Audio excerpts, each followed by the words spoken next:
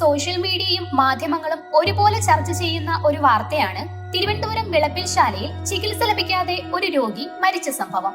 രാത്രിയിൽ കടുത്ത ശ്വാസം മുട്ടലിനെ തുടർന്ന് വിളപ്പിൽശാലയിലെ കുടുംബാരോഗ്യ കേന്ദ്രത്തിലെത്തിയ കൊല്ലംകോണം സ്വദേശി ബിസ്മിറിന് മതിയായ ചികിത്സ ലഭിച്ചില്ലെന്നും പ്രാഥമിക ചികിത്സ പോലും നൽകാത്തതിനെ തുടർന്ന് യുവാവ് മരിച്ചുവെന്നുമാണ് വാർത്തകൾ. എന്നാൽ ഈ വാർത്തയുടെ സത്യാവസ്ഥ എന്ത്? ബിസ്മിറിന് മതിയായ ചികിത്സ ലഭിച്ചില്ലേ? പ്രാഥമിക ചികിത്സ പോലും നൽകാത്തതിനെ തുടർന്നാണോ യുവാവിന്റെ മരണം? തിരുവനന്തപുരം മെഡിക്കൽ കോളേജിലെ ന്യൂറോ സർജനും കഥാകൃത്തും ശാസ്ത്രലേഖകനുമായ മനോജ് വെള്ളനാട് ഈ സംഭവം കൃത്യമായി വിലയിരുത്തുന്നുണ്ട്. ഇപ്പോൾ കേരളത്തിലെ കൊച്ചുകുട്ടികൾക്ക് വരെ അറിയാം വിളപ്പിൽശാലയിൽ ചികിത്സ വൈകിയതും ചികിത്സ നൽകാത്തതും കാരണം 37-കാരൻ മരിച്ചുവെന്ന്. എന്നാൽ സത്യം അതാണോ എന്ന് ചോദിക്കുന്ന ഡോക്ടർ മനോജ് വെള്ളനാട് ആശുപത്രിയിലുണ്ടായ സംഭവങ്ങൾ വ്യക്തമായി പറയുന്നുണ്ട്. രാത്രി 1:30 അടുപ്പിച്ച് ആശുപത്രിയിലെത്തിയ രോഗിക്ക് ഗ്രില്ല് തുറന്നുകൊടുത്തില്ല എന്നതാണ് ആദ്യത്തെ പ്രശ്നം. എന്നാൽ CCTVയിലെ സമയം പരിശോധിച്ചാൽ അറിയാം രോഗി എത്തി 2 മിനിറ്റ് തികച്ചെടുത്തില്ല എന്ന കാര്യം. പക്ഷേ അക്കാര്യം പരിശോധിച്ചാലേ അറിയൂ. ഡോക്ടർ പരിശോധിക്കാൻ വൈകി എന്നതാണ് രണ്ടാമത്തെ പ്രശ്നം. അതും CCTVയിൽ പതിഞ്ഞിട്ടുണ്ട്. രോഗിയെ നേരെ ഡോക്ടറുടെ ക്യാബിനിലേക്ക് കൊണ്ടുപോകുന്നത്. വേണ്ട ചികിത്സ നൽകിയില്ല എന്നതാണ് മൂന്നാമത്തെ പ്രശ്നം.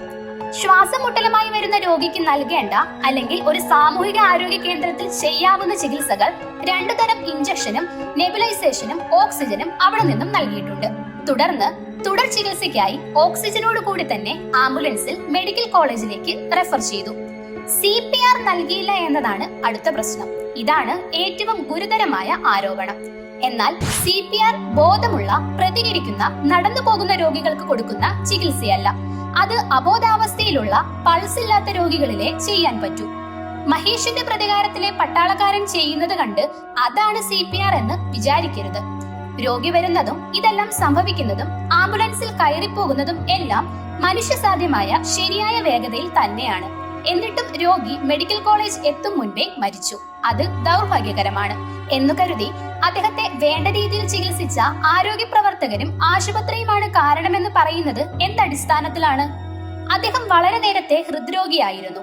മരിക്കുന്നതിന് 3 ദിവസം മുൻപും ഇതേ ആശുപത്രിയിൽ ഇതേ ബുദ്ധിമുട്ടുമായി വരികയും വേണ്ട ചികിത്സ നൽകിയ ശേഷം തുടർ പരിശോധനയ്ക്കും ചികിത്സയ്ക്കുമായി ഹയർ സെന്ററിലേക്ക് റെഫർ ചെയ്തതുമാണ്. എന്നാൽ എന്തുകൊണ്ടോ അദ്ദേഹം അതിനൊന്നും പോയില്ല. അപ്പോൾ എന്താണ് മരണകാരണം? ആർക്കും അറിയില്ല. അത് പോസ്റ്റ്മോർട്ടം റിപ്പോർട്ട് വന്നാലേ അറിയൂ. എന്നാൽ കേരളത്തിലെ മാധ്യമ പ്രവർത്തകർക്ക് അതിന്റെ ഒന്നും ആവശ്യമില്ല. അവർ വിചാരണയും നടത്തി വിധിയും പറഞ്ഞു കഴിഞ്ഞു. ഇനി ഇതിന്റെ ശരിയായ വസ്തുതകൾ പുറത്തു വരുമ്പോൾ അവർ എപ്പോഴെങ്കിലും വാർത്തയാക്കുമോ? അതിലൊരു ത്രില്ലില്ല. ഇനി ശരിയായ വസ്തുത അറിയാൻ ഭൂരിപക്ഷം മലയാളികൾക്കും താല്പര്യമുണ്ടോ? ഒട്ടുമേ ഇല്ല എന്നതാണ് മറ്റൊരു സത്യം. ചികിത്സ വൈകലും ചികിത്സാ പിഴവുകളും സംഭവിക്കാവുന്ന കാര്യമാണ്. എവിടെയും എപ്പോഴും സംഭവിക്കാം. കാരണം ഇതെല്ലാം ചെയ്യുന്നത് മനുഷ്യരാണ്.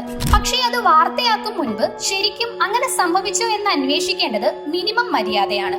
നമ്മുടെ പൊതുജനാരോഗ്യ സംവിധാനങ്ങൾ മാധ്യമപ്രവർത്തകർ ഉൾപ്പെടെയുള്ള എല്ലാവർക്കും വേണ്ടിയാണല്ലോ. അതിനെ അനാവശ്യമായി അപകീർത്തിപ്പെടുത്തുന്നത് കൊണ്ട് എന്ത് ഗുണമാണുള്ളത്?